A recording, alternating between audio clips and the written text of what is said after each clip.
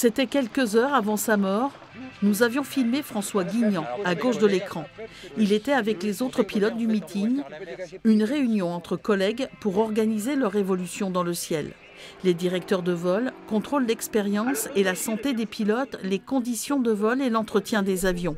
Un ensemble de mesures de sécurité est rappelé aux pilotes pendant le briefing obligatoire du matin.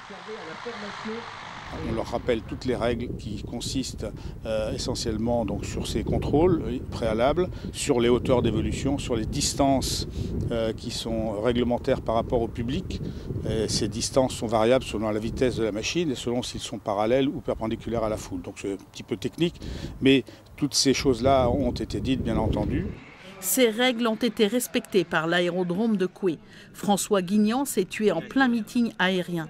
Son avion s'est écrasé sous les yeux des spectateurs dans un champ de tournesol. 48 heures après l'accident, la direction de l'aérodrome tient à donner sa version des faits.